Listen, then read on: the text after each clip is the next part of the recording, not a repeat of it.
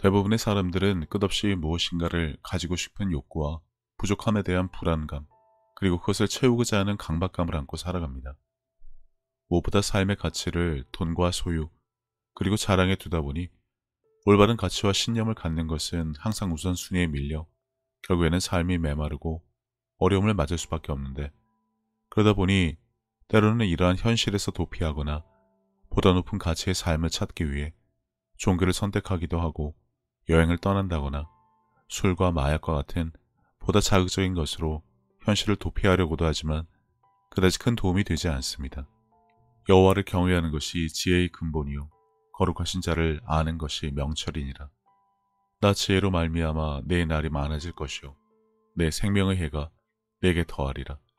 내가 만일 지혜로우면 그 지혜가 내게 유익할 것이나 내가 만일 거만하면 너 홀로 해를 당하리라.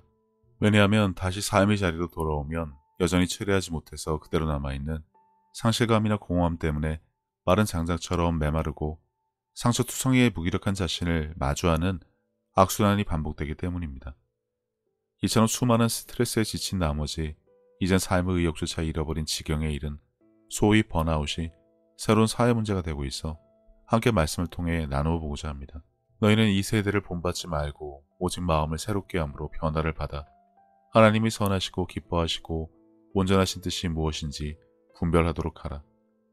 변화의 시작은 상황이 달라지는 것이 아니라 내 안에서부터 일어나야 합니다.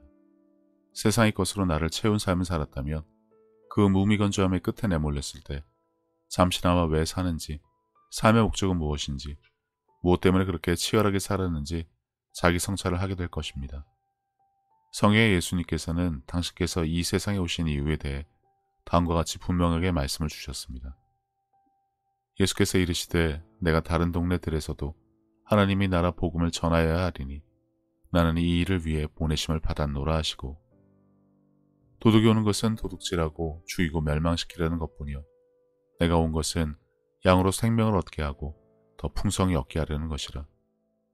크리스찬은 예수님을 닮아가는 삶을 살아가므로 그분께서 하신 일을 이어가야 하는데, 그것이 이 땅에 살아가는 모든 크리스찬들의 부르심이라고 할 수 있습니다. 그렇다고 해서 모두가 목회자가 되라는 것은 아닙니다. 삶의 다양한 선택이 있듯이 이 땅에서 크리스찬들이 소명을 이루는 방법은 여러 가지가 있습니다. 자신이 맡은 일에 최선을 다하며 기회가 닿을 때마다 이웃을 사랑하고 복음을 전해 죽어가는 생명에게 활력을 주는 일에 대한 책임이 있다는 것을 알아야 합니다. 또 마음을 다하고 지혜를 다하고 힘을 다하여 하나님을 사랑하는 것과 또 이웃을 자기 자신과 같이 살아가는 것이 전체로 드리는 모든 번제물과 기타 제물보다 나으니이다. 그러므로 형제들아 더욱 힘써 너희 부르심과 택하심을 굳게 하라. 너희가 이것을 행한즉 언제든지 실족하지 아니하리라. 크리스찬은 저마다 이러한 소명이 있음에도 불구하고 세상의 유혹과 성공, 정욕만을 따라 살다 보면 그 끝에서는 허무함을 경험할 수밖에 없습니다. 대부분의 사람들은 서로 간의 관계를 통해 신뢰를 쌓고 사랑을 나누고 복음으로 이웃을 섬기며 온전한 삶을 살 수 있는데, 코로나 팬데믹으로 인해 관계는 점점 끊어지고 성경에서 말씀하시는 이웃사랑도 나의 안전을 최우선으로 하다 보니 대면에서 나누는 것 또한 점점 더 기회가 줄어들고 결국은 인색해질 수밖에 없습니다. 결론부터 말씀드리자면 진리로 갈가한 성경의 말씀을 자신의 의식으로 갖지 못한다면 사람은 늘 세상적인 방법만 취할 것이고, 그렇게 가지게 된 일정 분량의 에너지를 충전하고 소비하는 삶을 반복하며 살다가 결국 지쳐 무기력한 상황에 빠져 헤어나지 못하게 될 것입니다. 무릇 하나님께로부터 난 자마다 세상을 이기느니라. 세상을 이기는 승리는 이것이니 우리의 믿음이니라.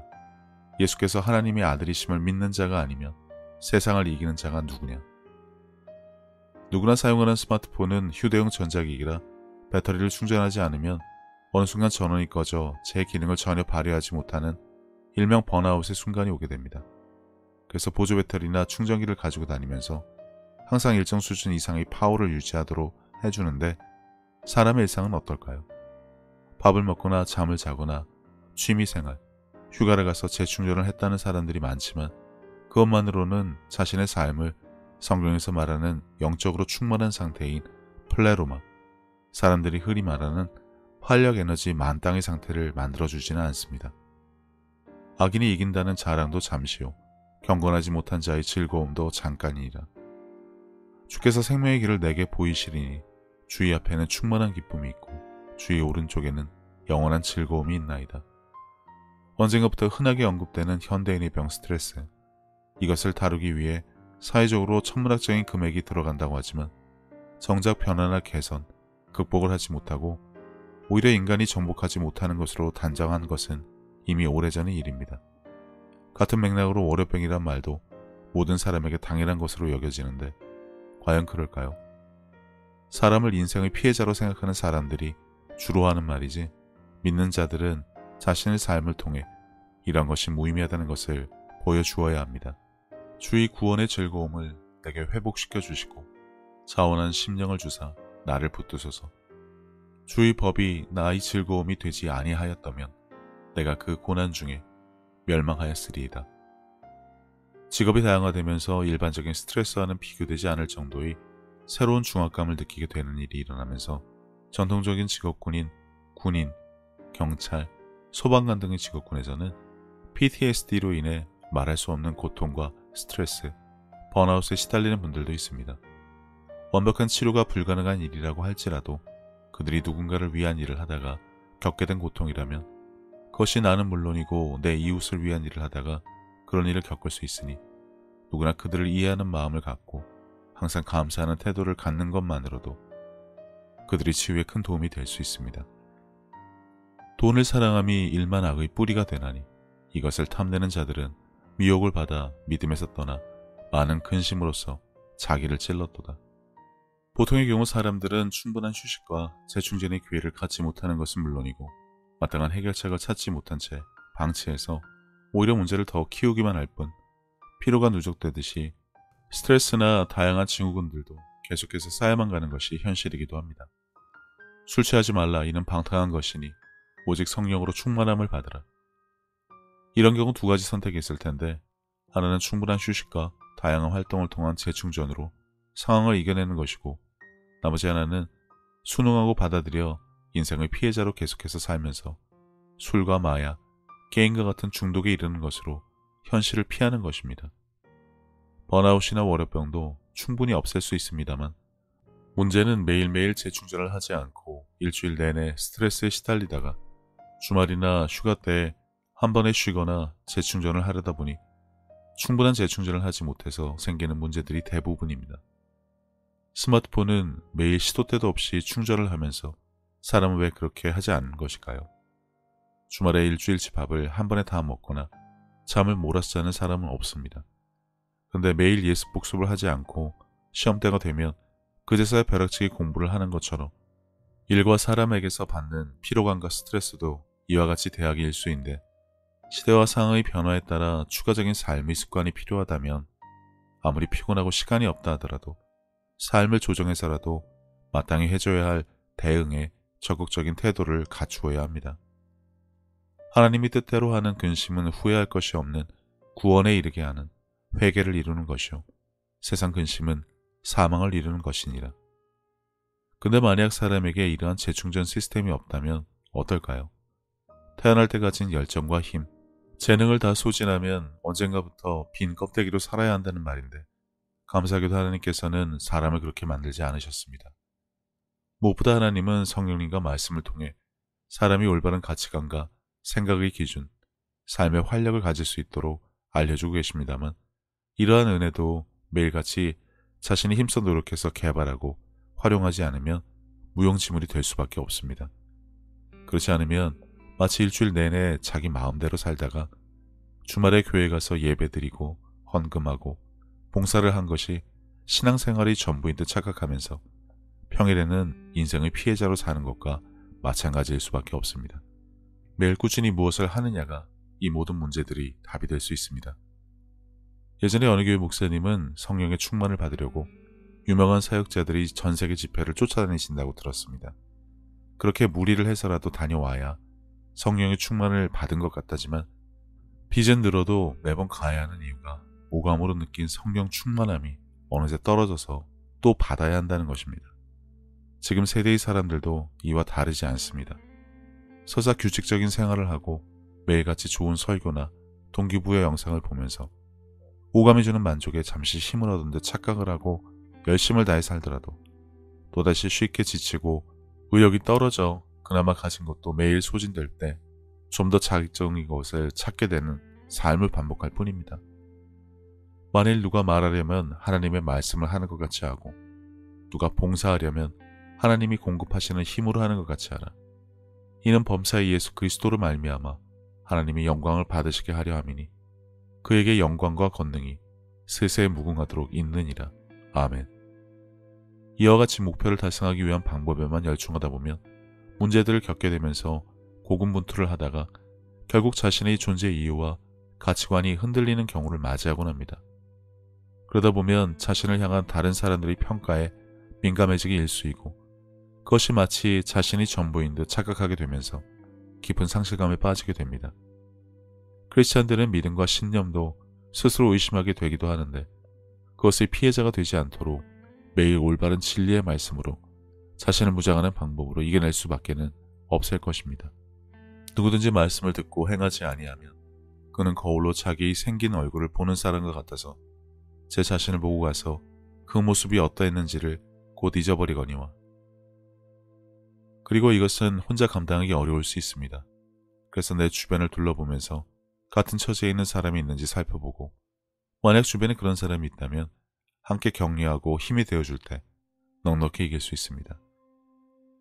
혹 위로하는 자면 위로하는 일로, 구제하는 자는 성실함으로, 다스리는 자는 부지런함으로, 긍휼을 베푸는 자는 즐거움으로 할 것이니라. 내 처지가 어떠하더라도 먼저 손을 내밀고 다가서는 것이 크리스찬들이 이웃을 향한 사랑을 실천하는 방법이고, 그리고 그러한 관계를 통해 어떠한 경우에라도 진리의 말씀으로 자신의 생각과 감정, 의식을 채우고 하나님을 신뢰하는 것으로 얼마든지 상황을 이겨내어 승리자의 삶을 살 수 있다는 것을 알아가시기 바랍니다. 이러한 것은 경험하지 않고서는 신뢰할 수 없습니다. 하나님께서 나에 대해 무엇이라고 하시는지 귀를 기울일 때 세상에서 줄 수 없는 평안과 사랑, 감사를 알 수 있게 됩니다. 그리고 그것을 가장 위에 두었을 때만 세상에서 겪는 감정의 기복에서 벗어나 온전한 나로 설 수 있게 됩니다. 말씀에는 그런 힘이 있고 무엇보다 내가 세상의 피해자가 아닌 하나님이 잔이란 사실을 알고 그 안에서 올바르게 성장하는 과정을 통해서만 일희일비하지 않는 삶을 살아가게 될 것입니다. 오직 여호와를 앙망하는 자는 새 힘을 얻으리니 독수리가 날개치며 올라간 같을 것이요 단박질하여도 곤두하지 아니하겠고 걸어가도 피곤하지 아니하리로다. 세상을 향한 눈과 마음 때문에 믿음이 약해지고 말씀에서 멀어진 것 같을 때 다시 하나님께로 돌아오시기 바랍니다. 하나님은 어제나 오늘이나 언제나 동일하시며 당신과 항상 함께 하십니다. 예수님께서는 내 마음을 다하고 목숨을 다하고 뜻을 다하고 힘을 다하여 주 너의 하나님을 사랑하라 하신 것이요. 둘째는 이것이니 내 이웃을 내 자신과 같이 사랑하나 보다 더 큰 계명은 없다고 하셨습니다. 생각해보면 믿는 사람들은 이미 하나님께 받은 것이 너무나 많은 것을 아는 자들입니다. 예수님을 통해 죄사함과 구원을 받은 것부터 시작해서 살아 숨을 쉴 수 있는 공기와 바람, 맑고 푸른 하늘과 마실 물, 그리고 땅과 그 위와 아래의 많은 것들, 이미 오래전부터 내 주변에 있어 왔으니 당연한 것으로 여기며 우리는 여전히 값없이 공짜로 받아 그것들이 감사함을 잊고 살기는 했지만 그런 것 말고도 하나님으로부터 받은 사랑과 평안에 대해 생각하자면 끝이 없습니다. 하지만 사람은 하나님으로부터 받은 그 많은 은혜를 갚을 방법이 없습니다. 그래서 하나님께서는 내 이웃을 내 몸같이 사랑하는 것으로 그것을 대신 갚으라고 하신 것인지도 모릅니다. 그리고 지극히 작은 자에게 한 것이 곧 하나님께 한 것이라고 하셨으니 그분의 은혜를 알고 그분을 닮아가는 삶을 살아가야 한다면 지금 내가 살아가는 삶의 방향이 하나님과 나의 이웃을 사랑하는 올바른 길 위에 있는 것인지 한 번쯤 점검해 봐야 하지 않나 싶습니다. 이와 같이 하나님의 뜻, 그분이 기뻐하실 일이 무엇인지 알고 내게 주어진 소명을 다하기 위해 끊임없이 힘쓰고 노력하는 것도 크리스찬들이 마땅히 해야 할 일이 아닐까라는 생각을 해봅니다. 이제는 세상 유행에 따라 요동치던 내 마음을 모두 내려놓고 혼자서 하나님의 뜻을 헤아리는 시간을 가져보시기를 권해봅니다. 하나님은 세상 모든 사람들을 사랑하십니다. 그렇기 때문에 당신이 사랑받기에 마땅한 사람인 것처럼 당신의 가족도 이웃도 그분에게는 마찬가지로 소중한 자녀들입니다. 당신이 어려운 상황을 겪었을 때 하나님께서 당신의 삶에 관여하실 수 있도록 마음의 문을 열고 그분을 신뢰하며 동행하는 삶을 살아왔듯이 이제 당신도 다른 사람들에게 먼저 다가가서 손을 내미는 귀한 삶이 되어주시기를 바랍니다. 예수님께서 주신 새 계명, 서로 사랑하라. 저도 늘 제 자리에서 최선을 다하여 섬기고 사랑하며 살도록 하겠습니다. 감사합니다.